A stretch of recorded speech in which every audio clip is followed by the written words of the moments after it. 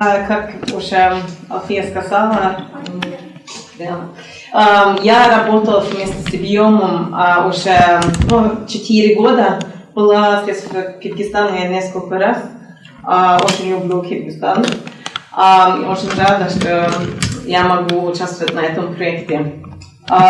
Я по профессии антрополог, но много лет уже работала на разные направлениях. Я работала в ОБСЕ, тоже работала с беженцами. Сейчас я работаю на международной организации «Мигранты». И через эту работу я больше и больше интересовалась гендерными вопросами, потому что, конечно, я тоже видела, что есть очень большая дискриминация. Ну, конечно, очень часто через девушек, но бывает тоже через мальчик и мужчин тоже. Поэтому я решила изучаться. Я опять пошла в университет, и 1 год я изучала гендерные вопросы. И когда я начала это делать, это тоже сильно начала интересоваться этим вопросом тоже в Норвегии, в Европе. До этого я думала, может быть, у нас не так важно, это больше интересно там в юге, например. Но у нас тоже очень большая проблема, поэтому я на этом презентации тоже хотела показывать кейс тоже, как ситуация в Норвегии, показывать, что мы на первом месте, но все равно у нас большие проблемы. Это интересно, да, что даже в этом стране, где самые хорошие права для женщин, все равно у нас очень много вопросов, которые открыты и не решены. Но для меня просто будет немножко тяжело это все говорить по-русски, поэтому у нас есть переводчик, мы только сейчас познакомились, поэтому мы не успели посмотреть вместе презентацию, поэтому я спрошу, понимание, что, может быть, это чуть-чуть будет трудно, но мы стараемся, да, правильно? Хорошо. И тоже есть, эта презентация есть на русском языке, поэтому, если вы хотите, мы можем вам послать потом, что у вас было тоже для себя дома. Okay, so I'm going to talk about international development, trends and experiences in the field of gender and education. Будет говорить о международном развитии, трендах и опыте в сфере гендера и образования. Okay, so traditionally, the focus on how to measure gender equality has been to measure gender parity, which means that to evaluate how well a country is doing when it comes to gender equality, you've been measuring, how many girls and how many boys start first grade. Традиционно фокус на том, как измеряется гендерное равенство, как у девочек, у нас, как это можно измерить. In this analysis, I want to show how this trend has changed, and now we're looking more about the different phases or a relational process. It's not just about when the children start in first grade. It's about how they go through the educational system, the quality, and also the outcome, what happens after they finish education. В этом анализе она постарается дать изменения, которые происходят в этом аспекте, в этой политике, как они поступают, как идет их прогресс и какие результаты обучения по итогам достигаются. Я тоже не переводчик, мне поэтому извините, я буду интерпретировать стараться максимально. Okay, so we will break down this in 3 parts. And then identify for each part the indicators. So this is related to the presentations of Nadezhda and Alfia, where they're talking about the problems and how to solve them. The indicators is sort of the way of solving the problems, or measuring the problems. Она собирается остановиться на 3 важных аспектах, и они все будут связаны уже с презентациями, которые перед этим делала Alfia, делала Nadezhda и Зульфия, извините, и надежда, и как бы как единственное остановится на том, как будут более измеримые результаты показать. And then I will show how all of these different phases are connected to each other, which means, of course, that if the gender parity is very low, you can also not achieve. I mean, so it's also very important, and you can show, for instance, here in Kyrgyzstan that the gender parity percentage is lower than it used to be during the Soviet times. It's also a sign of something that we need to address in society. Она покажет, как эти аспекты как лицом к лицу друг с другом взаимодействуют, и также их взаимодействие с обществом в этом контексте. And they can show change. So, и покажет, как они изменяются. So these three components are the rights to education, the rights within education, and rights through education. Вот эти три компонента: права об образовании, права в пределах, право на образование, права в пределах образования и права через образование.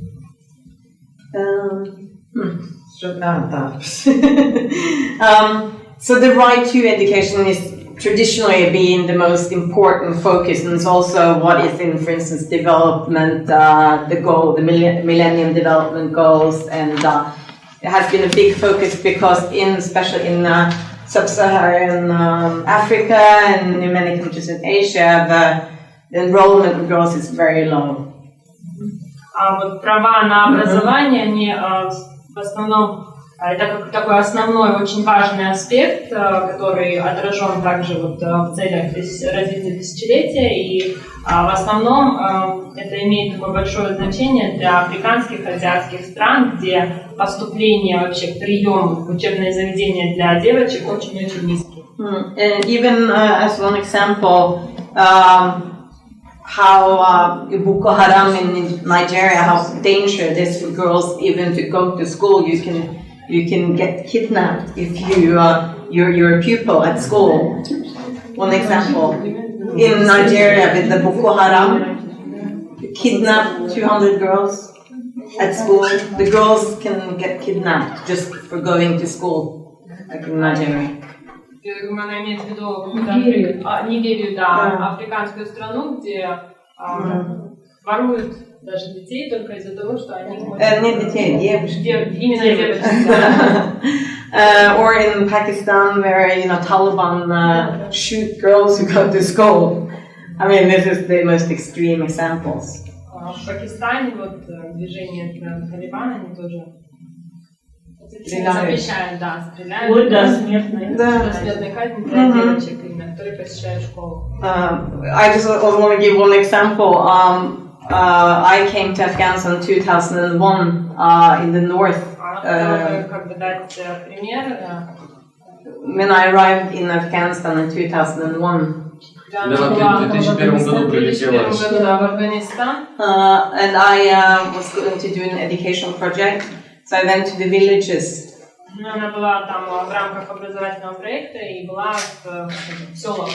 And I met with the teachers in these villages. Встречалась с преподавателями, с учителями этой деревни.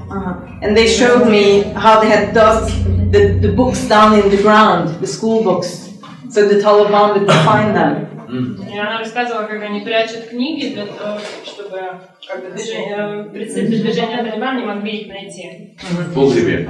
В погребе прячут книги, чтобы Талибан не могли. So it just shows you, even the parity issue is important because going to school can be very dangerous in certain contexts, and especially for girls. И поэтому она говорит о том, что гендерный паритет это очень важная такая проблема. Особенно для девочек. В том числе и для родителей. Although here in Soviet Union, the former Soviet Union has been very high, and it's something, the values from the Soviet times is still deemed as important. Она говорит, что в странах бывшего Советского Союза тоже уделялось очень большое внимание этому. And the parity is high, the participation был очень высок.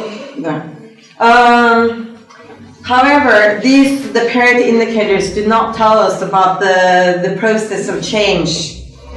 They don't tell us anything about the experience of going to school, the quality of what you learn.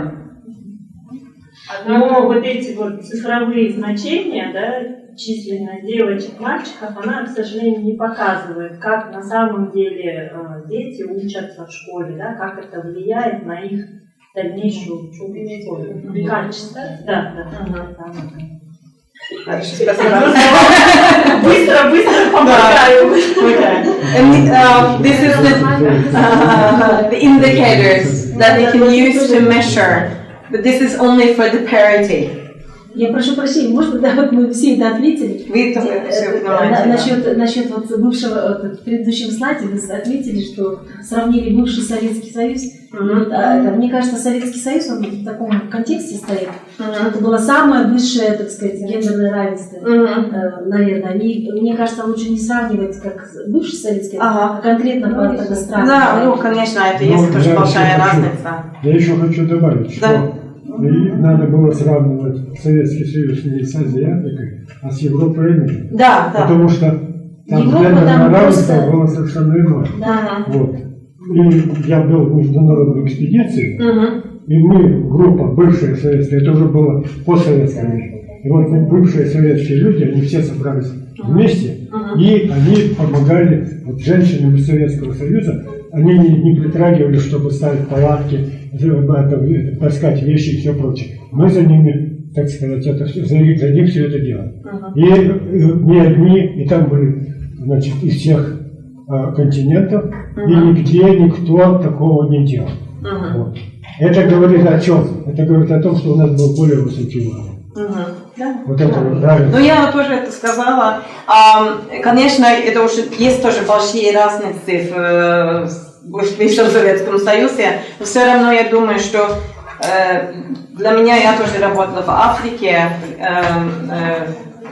в Уганде, в Либерии, и, конечно, и, как я сказала, в Афганистане, для меня это больше интересно сравнить Киргизстан, например, с европейскими странами, потому что, ну, есть, конечно, здесь тоже большие проблемы, но все равно образовательный уровень очень высокий до сих пор даже.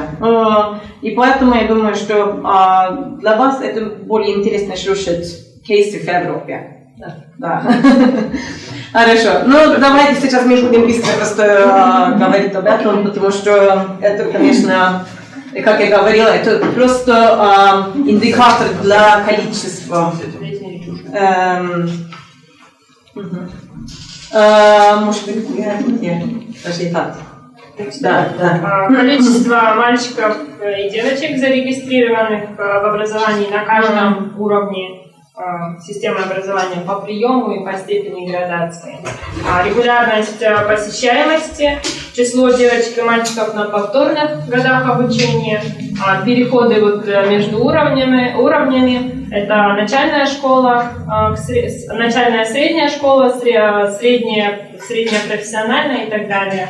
И вот как бы число мужчин и женщин-учителей. И последнее – это уровень грамотности среди мальчиков и девочек и среди мужчин и женщин. Я думаю, может быть, здесь это может быть самое интересное для вас в Киргизстане, потому что здесь очень много девушек, они закончат 9 лет. Но после этого начинают эту разницу. Я думаю, что это, наверное, самые какие консеквенции в будущем будет не сколько для женщин, для экономического развития, для страны, когда это, может быть, даже это развитие идет наоборот, правильно?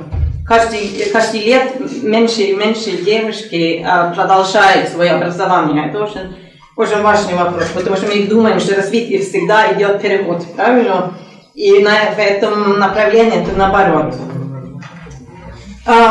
Поэтому это нужно посмотреть на это rights within education, это право в пределах образования. Да. Может быть, мы тоже можем рассчитать это. Гендерное равенство или права в пределах образования, к которым относятся права мужчин и женщин, недискриминации в возможностях обучения. И вот основной фокус, она здесь показывает, что это контент обучения, методы обучения и процесс, выбор предмета, как бы, градация оценок, управление вот именно этими равноправием в отношениях и результаты обучения. Ага. Может быть, я сейчас по-русски чуть-чуть попробую. Да. Это значит, что мы сейчас, это то же самое проблемы в Норвегии. Я хочу это сказать тоже, что, например, очень большие, как это, гендерный bias, да? Стереотипы, там curriculum, например. Это значит, что если мы изменили curriculum, посмотрели там на гендерные очки, и сделал изменения, может быть, это как предметы, которые мы сейчас считаем более интересны для мужчин или для мальчиков, более интересны для девушек и наоборот. То же самое, конечно, что на нашем curriculum тоже в Норвегии очень много внимания на, меньше внимания, что была женщина тоже в нашем история, есть авторы, есть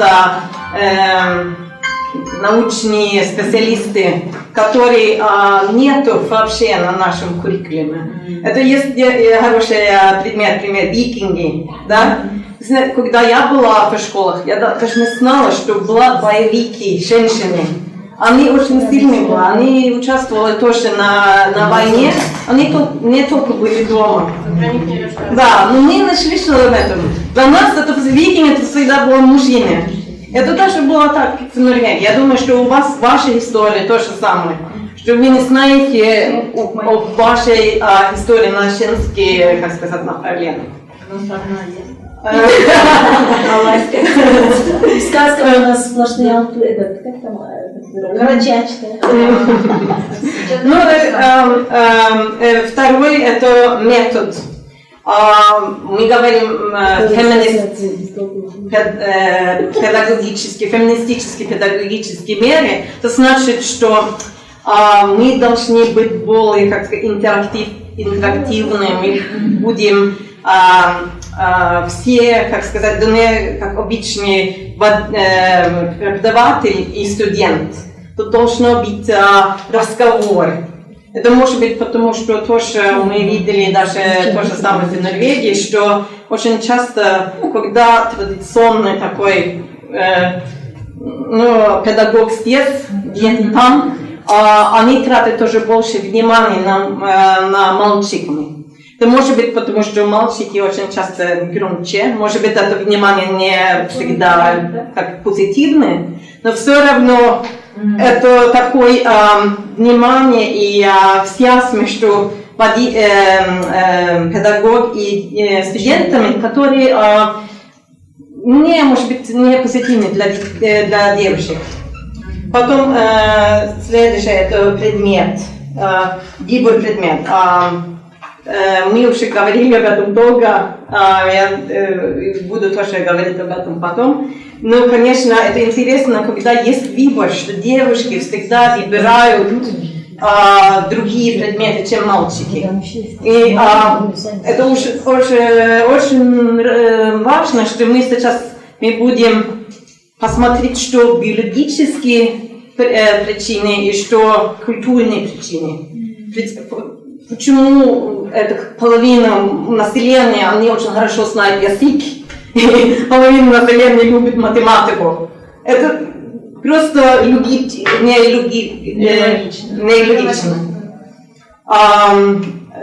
Поэтому я говорю, мы все разные люди, правильно? Assessment notes, это как мы будем посмотреть на результат в экзамене, например. Потом management of care relationships. Это значит, у нас в Норвегии, наверное, бывает здесь тоже, есть больше, может быть, дискриминации через девушки, которые активно участвуют. Как пример, у нас в интернете сейчас очень много bullying, как сказать это по-русски, трогинг. Да. Если пример девушки, они... Можно сказать трогает? Да. Троллит тоже, да. Это, ну, как международный слово. Но это значит, что девушки очень много плохого внимания получают на интернете, если они что-то думают. Ну, как о политические вещи или... Мы видим, что это то же самое в школах. Девушки, которые выступают и много говорят, и, может быть, очень активно участвуют, но, может быть, на этом уровне, который обычно мальчики участвуют, они тоже получают от своих, как сказать, самых классников плохое отношение и внимание. Learning outcomes. Ну, наверное, это связано как the grades, как это по-русски, может быть, результаты, как, да. И это может быть тоже связано, может быть, дискриминацией против мальчиками, потому что в Норвегии сейчас тоже в Европе мальчики сейчас меньше, ну, как плохие результаты получают. И это тоже развитие, которое происходит сейчас, что в каждом году они хуже получают результаты и меньше продолжают свое образование, но все равно потом они будут начальники, я не знаю как, и они будут получить больше зарплату, все равно. Это интересно просто. Right to begin education. Права в пределах образования измеримые как бы количественно и качественно. Можно тоже Здесь говорится о том, что учебные заведения должны функционировать таким образом, чтобы не налагать и никоим образом не поддерживать гендерные стереотипы, которые в последующем могут оказывать какое-то психологическое влияние или как бы устанавливать барьеры для ограничивать возможности мальчиков и девочек и как бы мужчин и женщин в образовании. Предложение образования, предлагаемого образования. И права в пределах образования взаимосвязаны именно с качеством предложений или обращения, что ли, равноправие. Да. Обычно отражено в равенстве результатов. Я хотела немножко тоже сказать по этому поводу, потому что мы видим везде, можно даже сказать везде в мире, что это барьеры, которые мы сами, может быть, даже не знаем, что есть такие барьеры. Но результат, что девушки, например, у них меньше выбор, чем у мужчин или у мальчиков. Например, в Норвегии это все женщины, у нас очень высокий, я потом покажу, очень высокий процент женщин, которые работают. Это почти самый высокий процент в Европе. Но все равно женщины, у них маленький выбор. Может быть, 6 или 7 профессий они выбирают. У мужчин 14-15. Почему? Ну, это как мы говорили раньше, как женщина имеет водить машину или нет, да? Но есть такие барьеры, которые говорят, что нет, это невозможно для тебя.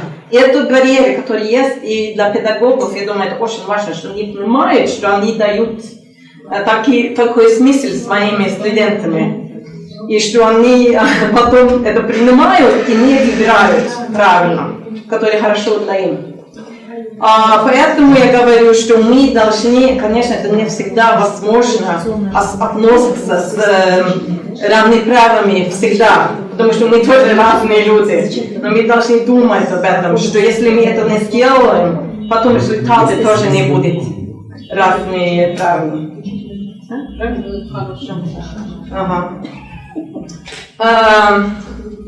Ну, мы говорили по поводу этого performance and examination. Некоторые меры измеримые, которые можно показать в гендерном неравенстве, которые показывают лишение в пределах образования.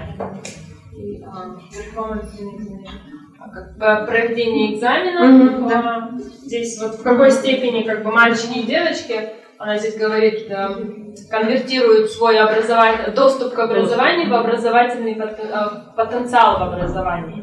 И как мальчики и девочки функционируют в пределах образовательной системы, и каким образом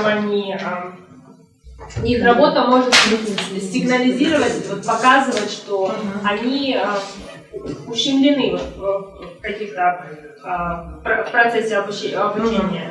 Неравноправно.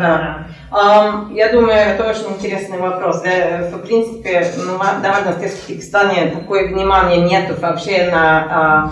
Я думаю, что здесь более внимание на результаты. Ну, как высокие баллов или выше баллов и все. Мы не смотрим, что это результаты показывают на отношения между мальчиками и девочками, но тоже отношения между, как это институт образования. И как мы можем посмотреть на результаты и потом, может быть, делать изменения. Хорошо. И следующее, это тоже, как мы уже говорили, много об этом, выбор предметов. Это для наших школ фантастический уровень, избыточный. Да? Ну, может быть, мы последний зашагиваем. Или вы уже... Нет? Вы уже говорили об этом, да? Выбор предметов. Тут как бы... Тут очень такая у нее сложная фраза для восприятия. То есть, в общем, вот у нас идет у нее идет как поток. Выбор предметов сигнализирует он, почему мальчики и девочки их как-то направляют в их выборе, да? И есть ли вот равенство вот в том, как представлены мальчики и девочки в разных предметах. Если мы это видим... Когда они специализируются внутри системы образования. Ну просто видите, в нашей системе образования выбор предметов это, как бы у нас очень маленький, у нас даже, можно сказать, нет. А у них шире выбор. Да. Ну, мы говорили об этом, я слышала, что на этом возрасте 12 лет, да, возможно, пользоваться, собирать, что это такое, не специальность, но... У нас есть специализированные школы, но вот внутри одной школы, в одной школе, все учатся одинаково. Да, но все равно мы говорили об этом, что в школах есть профильные классы. Да, это очень мало. Да, но это есть у вас тоже тогда профиль. И, конечно, у вас тоже есть это профессиональное образование, поэтому, да. Но я думаю, конечно, дети, которые выбирают рано, может быть, это профиль, они потом будут продолжать, может быть, на этом профессии. Да. Ну, вот небольшой пример к тому, как выбор у нас на самом деле детей происходит. У сына в этом году сделали второй иностранный язык и сделали по выбору, французский или немецкий. Сказали детям выберите. Вот мне лично было интересно, как у них разложится мнение, да? И оказалось, что большинство мальчиков выбрали немецкий, большинство девочек выбрали французский. Ну, то есть это тоже есть над чем подумать. Почему? В том-то и дело, что они говорят, как-то вот французский это будет девчачий язык, то есть мальчики да, пойдут. Да, но я тоже, это может быть показывает тоже сегрегация, что мальчики, они выбирают, что их друзья выбирают, и наоборот. То значит, всегда есть такой, я не как ты, да? Это очень, Можно сделать реплику? Что? Можно сделать реплику по этому поводу, по поводу сегрегации. На самом деле, вот это все выравнивание между женщинами и мужчинами, это ложный путь совершенно. Потому что, вообще-то говоря, разные полы появились для того, чтобы вот этот вид, а человек отдельно из биологических видов, наиболее полно отражал условия своего существования. То, что доступно женщине, недоступно мужчине. Это разные, так сказать, инструменты познания действительности. То, что мужчина может познать, то не может познать женщину. У них есть совпадающие стороны, так сказать, по пониманию действительности. И есть абсолютно не совпадающие, потому что они разного устройства. И они должны сохраниться как разные устройства. Ну, я не знаю, если я правильно вас понимаю, но вы говорите, что биологические мужчины любят немецкие, биологические девочки любят. Ну, примерно. Не совсем. Да, нет, но потому что, конечно, всегда были такие вещи, но в Афганистане они тоже говорят, что биологические девочки, они не так умные, поэтому они не должны ходить в школу. Поэтому всегда были такие биологические причины. Но я думаю, что это для нас, которые работают на гендерном направлении, это очень важно деконструировать эти биологические причины. Конечно, есть разницы, я согласна. Но разницы биологические, я думаю, они намного меньше, чем культурные разницы. И мы можем, если мы сравним... Прошу прощения, на этом же основании надо уничтожить все культуры, как сейчас происходит. Все замещается европейской культурой, потому что все, они какие-то уже ничьи. Нельзя на вот таком основании этническом строить понимание действительности. Вот это совершенно ложное представление о том, как мы постигаем действительность и как мы можем ей соответствовать. Если мы будем одинаково воспринимать действительность, мы не сможем ей соответствовать. Ну, я не совсем поняла. Но я думаю, если мы будем сравнить, как пример, скажем, образование на разных исторических моментах, например, тоже возможно посмотреть, что было очень большие разницы, правильно? И, конечно, сравнить тоже в разных культурах. Как я говорила, я сама антрополог, и если мы сейчас будем сравнить отношения с образованием в Нигерии, например, и в Норвегии, это очень большая разница. Это не биология, это культура. Это возможно. Прошу прощения, да. Вы вообще уводите от обсуждения. Положим, различия в этом, в Нигерии и значит, в Норвегии, это не имеет отношения к тому, о чем я говорю. Я говорил о том, что существует вообще женский тип восприятия действительности, пусть к любой культуре она относится. И мужской тип, это тоже не зависит от культуры. И есть культура, это отдельно. Есть этнические культуры, которые тоже не должны совпадать друг с другом. Что не зависит от культуры? Что не зависит от культуры? Что? Я говорю, это не зависит от культуры, потому что женское восприятие – это особенность ее устройства, как организма. Да, но я согласна, что, например, женщина, она родит дети, да, правильно, она беременна. Но все равно это тоже очень... Подождите, почему вы определяете отличие женщины только в рождении ребенка? Ну, я просто говорю, что это... Ну, это вообще женщина. Но у нас даже силы другие. Ну, я думаю, вы примерно ладно сильнее, да, во время муж, естественно, не позволил. Да. Ну, давайте сейчас, мы можем продолжать эту дискуссию, может быть, во время кофе-брейка, потому что я думаю, у меня даже есть 3 дочки сама, я говорю с ними, например, что вы можете все делать. Разница между вы, девушки и мальчики, это наши репродуктивные органы. И все. Но это мое мнение. Хорошо. Всегда. У нас есть еще воздушная цивилизация. Ну давайте потом мы будем, как я говорила.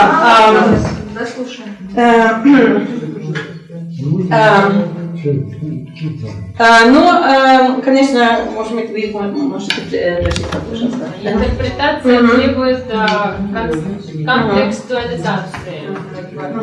Конфликт интерпретации заключается в том, что предмет специализации очень часто он предписан выбором именно, либо какими-то выбор предмета специализации предписан какими-то социальными или институциональными структурами.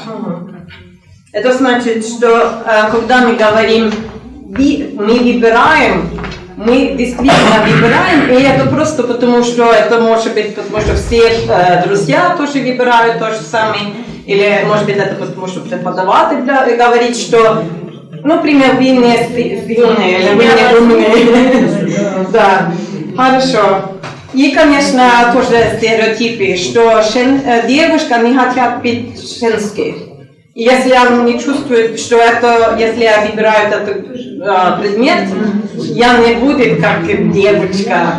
И поэтому они выбирают другой предмет. Но, может быть, действительно они хотят другой выбрать. Но нет.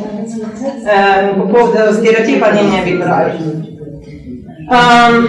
Потом есть тоже другие индикаторы, которые измеряют права в пределах образования. Это вот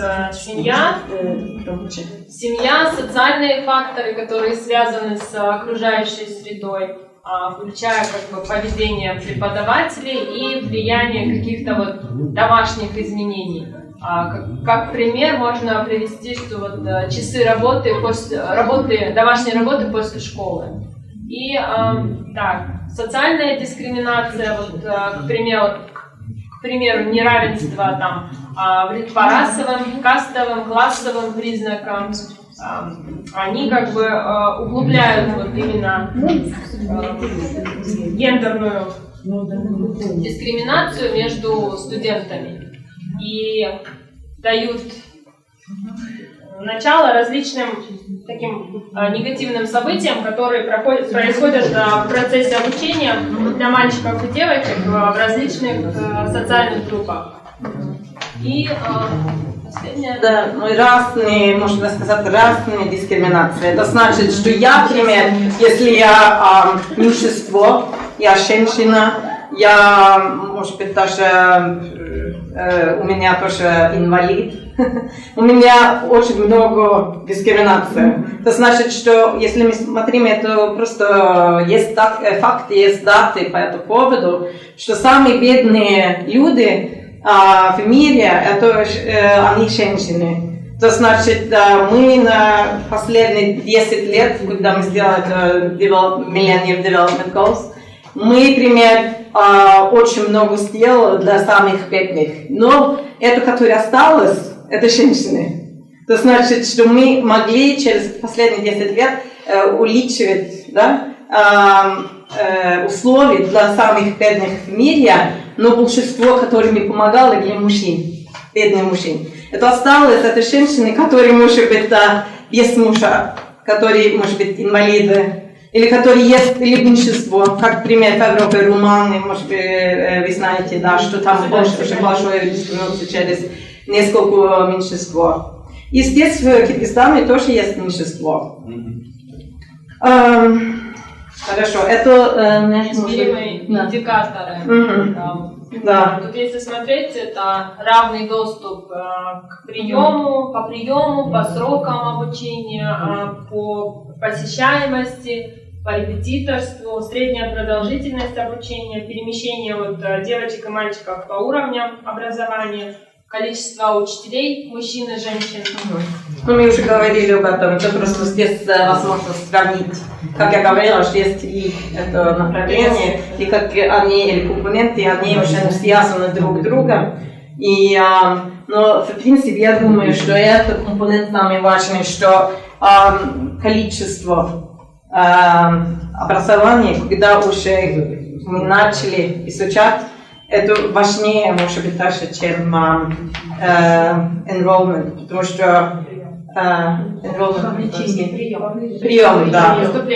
Выступление, потому что даже есть примеры, где дети, они, может быть, участвовали, 5-6 лет в школе, потом они даже не знают, как читать и писать. Поэтому, если количество нехорошее, это не помогает, что дети участвуют. И, может быть, даже это данные показывают неправильные факты, потому что государство может сказать, у нас очень много детей изучают.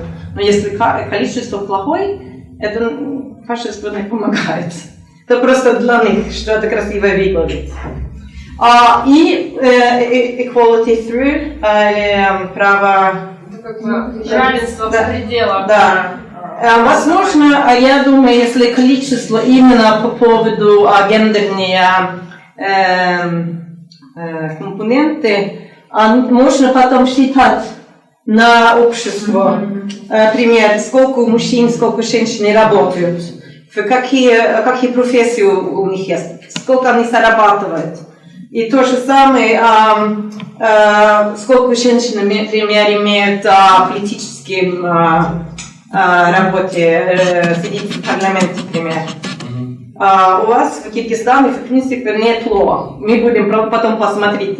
Это тоже, может быть, не совсем связано образование, это тоже потому, что здесь сильный НПО и гражданское общество, которые лучше работают, чем в других странах Центральной Азии. И благодаря их у вас есть эта квота. Поэтому, конечно, у вас лучше, чем много стран.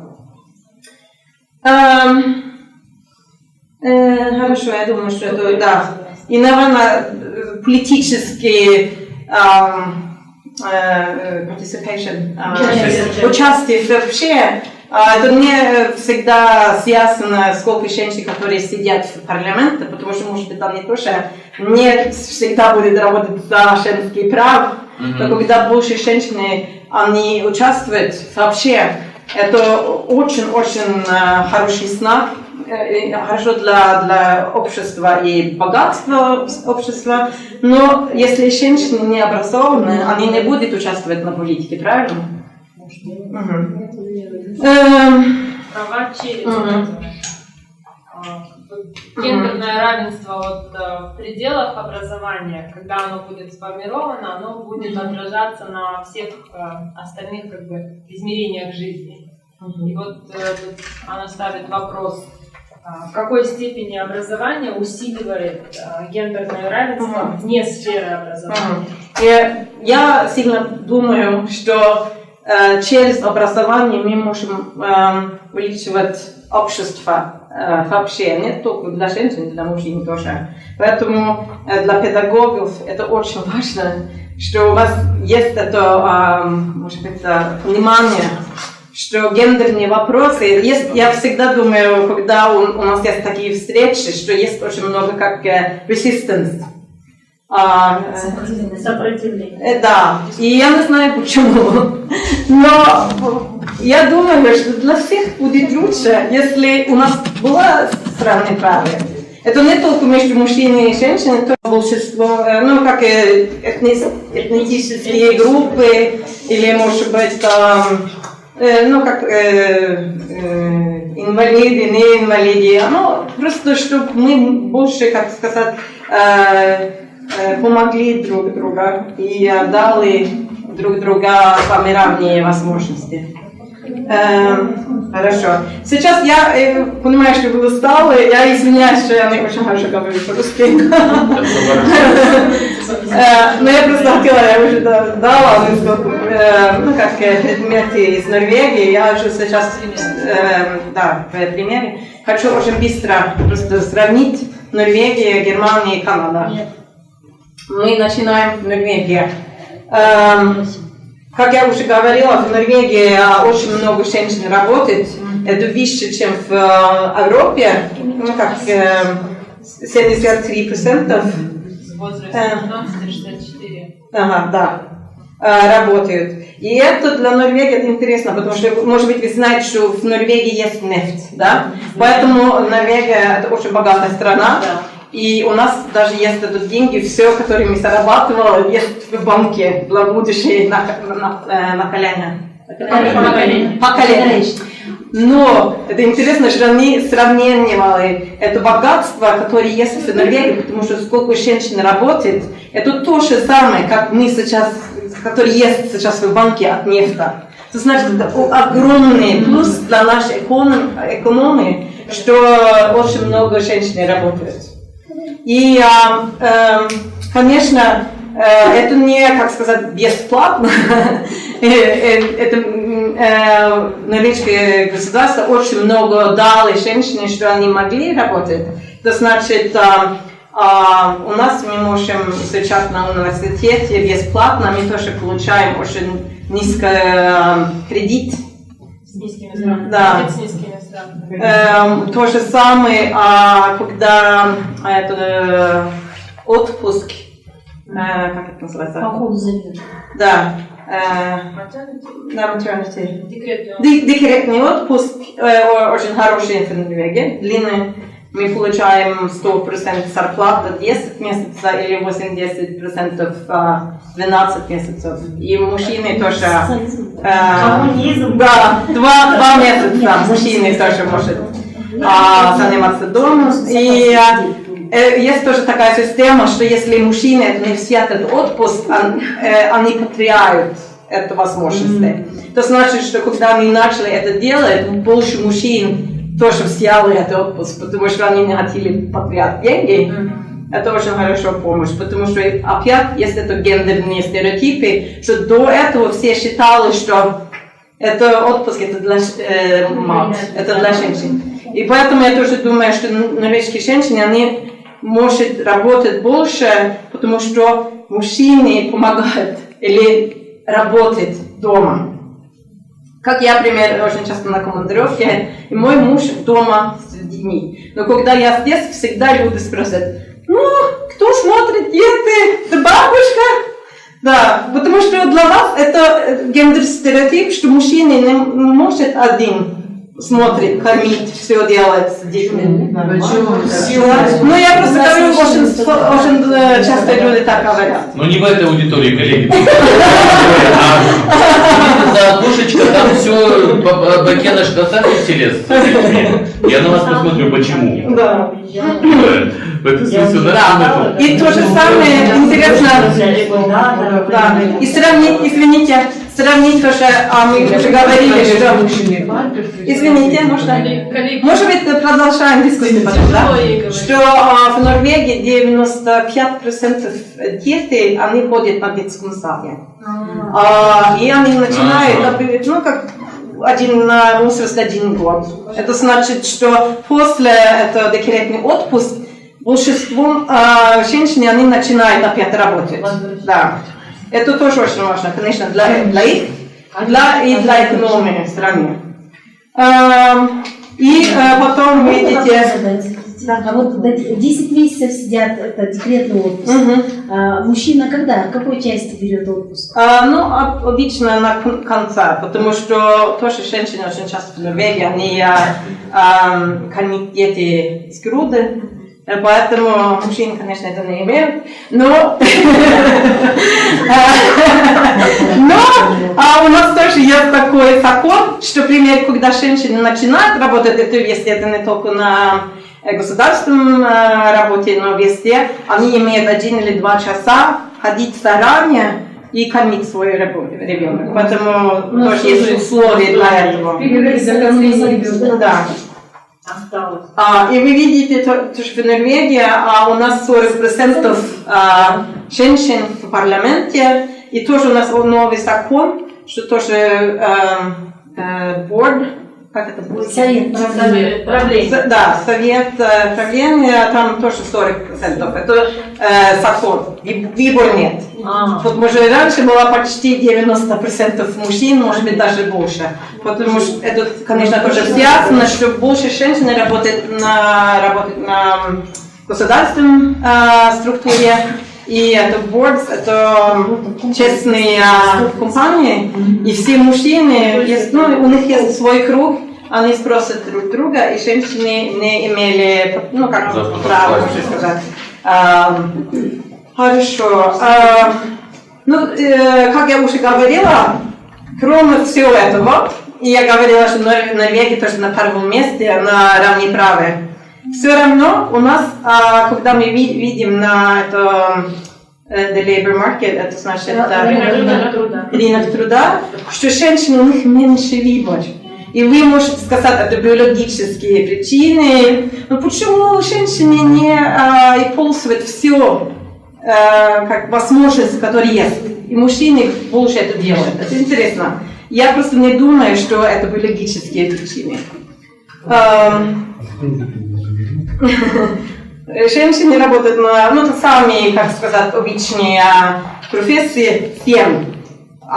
у женщины и 14 у мужчин. А какие можете перечислить? Я не знаю, я просто это нашла в интернете. Но я найду эту информацию и вам послала. Да,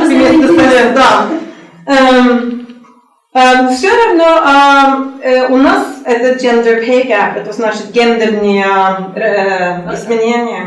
Неравенство в зарплате. Ага. Может быть, вы слышали это вести тоже в примере, что мужчины, они зарабатывают больше, чем женщины, даже когда у них тоже самые профессии. Это значит, мужской врач получает, может быть, 10-20% больше, чем женский врач, даже когда они делают то же самое работа. Это дискриминация. Это не зависит от биологии вообще. В Норвегии 17%. У нас, конечно, это тоже интересно, что на самом высоком уровне это процентов больше. Ну, это значит, да. Неравенство больше. Да, больше. Да, Вот этот да, процент больше. да. Это значит, что, например, может быть, даже сейчас премьер-министр в Норвегии женщина, она зарабатывает меньше, чем когда была мужчина. Я не знаю, но есть такие вещи, которые интересны. Почему? Даже когда я работала в Норвежском совете сверстниц, и мы очень много внимания тратили на гендерные вопросы, и я вдруг хотела делать такой анализ на нашей организации.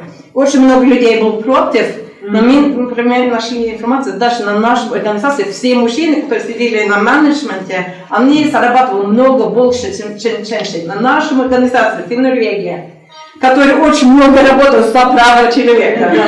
Да, вы видите? Да. И то же самое в ООН, например. Там самое большое количество женщин на самом низком уровне, G1, да.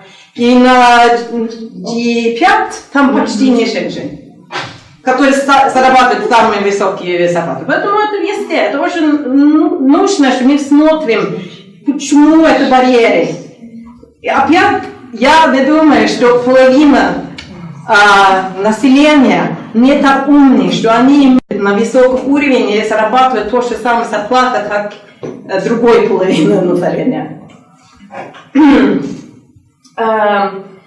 И то же самое в Норвегии, вы видите, у нас тоже мало женщин, которые занимаются бизнесом. Большинство, они работают в государственной структуре, то потому что там условия для женщин может быть лучше, потому что очень часто даже у нас женщины больше занимаются делом дома, они больше домашние труда занимаются, она не помогает детьми, и то же самое организировать, может быть, жизнь семьи. Но это тоже большой план сейчас, как мы будем увеличивать это тоже. Потому что опять это тоже зависит от экономического развития в нашей стране. А если больше женщин тоже занималась на этом сфере, конечно, это было бы лучше для всех.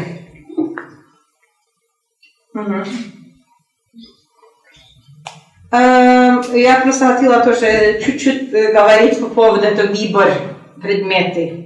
Потому что у нас мы после 12 лет мы выбираем профессиональность. Но есть дети, которые продолжают на, как обычно мы говорим high school по-английски. Старшая школа. Да, старшая школа, это не университет, это до этого. Да, до этого. Да.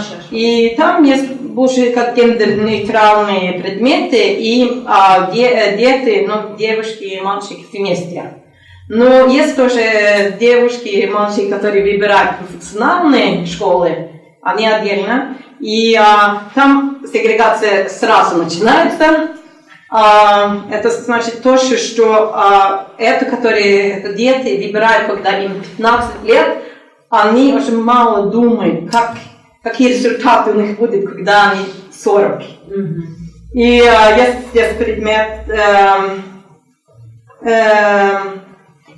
что, например, адвокат в возраст 40, он зарабатывает 90% больше, чем медсестра. Но это в Норвегии. Я думаю, когда девочка, она 15 лет, она думает, что если она собирает эту профессию, она будет на этом ситуации, когда ей 40 лет.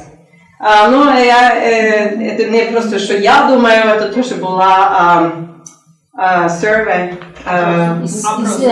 да, который показывает, что это где-то, ну, девочки, тоже мальчики, они не думают об этом, они просто выбирают, что, мы говорили о барьере, они тоже выбирают, что их друзья выбирают и так далее. Поэтому мы говорили, как мы тоже будем работать на этом направлении с Узбекистаном, что нужно более внимания на это. И, конечно, в Норвегии тоже все, которые закончили высшее образование, они лучше живут. Как это первое, да. Это тоже очень интересно, может быть, я не могу это сказать по-русски. Research shows that girls can overestimate. Исследования показали, что как бы девочки, они тенденция, что вот девочки, они больше развивают свои навыки, как бы вот в таких предметах, которые называются типично женскими предметами, например, как языки, социальные науки, а мальчики в то же время свои навыки больше развивают в таких типично мужских предметах, как, например, натуральные, естественные науки. Да. И result. И как результат студенты, они как бы не выбирают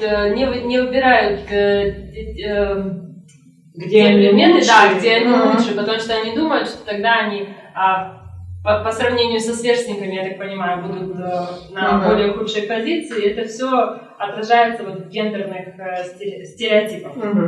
И это, может быть, тоже, как сказать, аргумент против, что, например, все мужчины, они умные на математике и наоборот. Это показывает, что да, много мальчики, они хотят быть инженером, но, может быть, они даже плохие инженеры, но они просто думают, что мы, как мальчики, мы должны это выбрать, и я очень хорошо понимаю математику, даже когда они не понимают. В Кыргызстане почти что гендерный баланс в этом направлении. Да? Но это тоже, я думаю, долг от Советского Союза, да? Потому что, я думаю, даже много в бывшем Советском Союзе, да, я понимаю, что есть разные страны, но, как пример, в России очень часто женщины, они занимаются очень тяжелая работа. Это очень нервно, война перекосила. Да. И потом я хотела быстренько только сравнить то, что Норвегия с Германией, с Канадой. В Германии дети или студенты, они могут выбирать свою специальность, профиль, как вы говорили, когда им 12 лет, очень рано. И поэтому тоже, я, может быть, покажу потом график, который показывает то, что в Германии это очень сильная сегрегация, не только там в школах, но тоже в рынке труда, и то же самое, что меньше женщин работает в Германии, чем в других странах в Европе. В Канаде это наоборот. Все закончатся вторичное образование, да? Начальное. Нет, high school. Да, полное среднее. И потом они выбирают профессиональные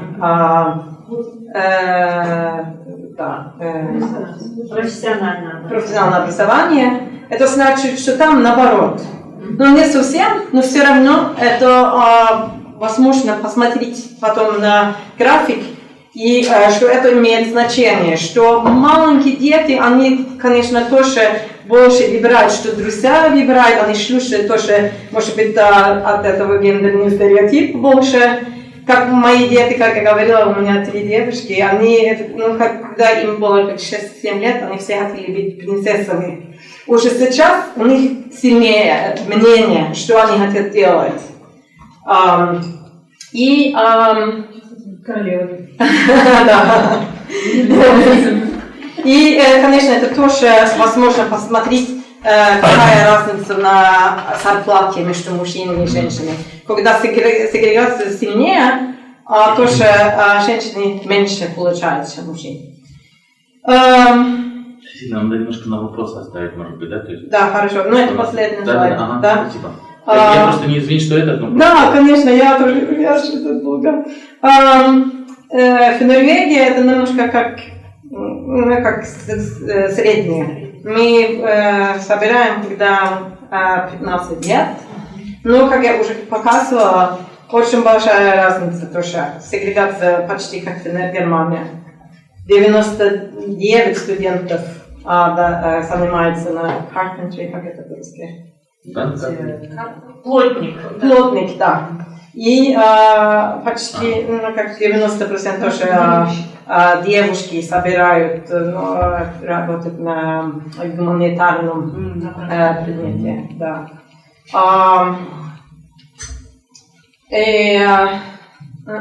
Есть тоже, это интересно, что есть, я думаю, дискриминация даже на этом направлении, потому что это мальчик, который выбирает, как carpentry, электричество, плотники, да, они имеют право выступать на высшем образовании. И девушки, которые, это, конечно, мальчики могут выбрать это гуманитарные предметы, наоборот, но, как я уже показала, это очень редко бывает. И это девушки, которые на гуманитарные профессии занимаются, они не могут и пользовать их сертификат, продолжать на высшем образовании. Поэтому после, я не знаю, может быть, это общество тоже, которое считается, что это важнее, это предмет электричества, плотник и так далее, чем это, которые девушки занимаются.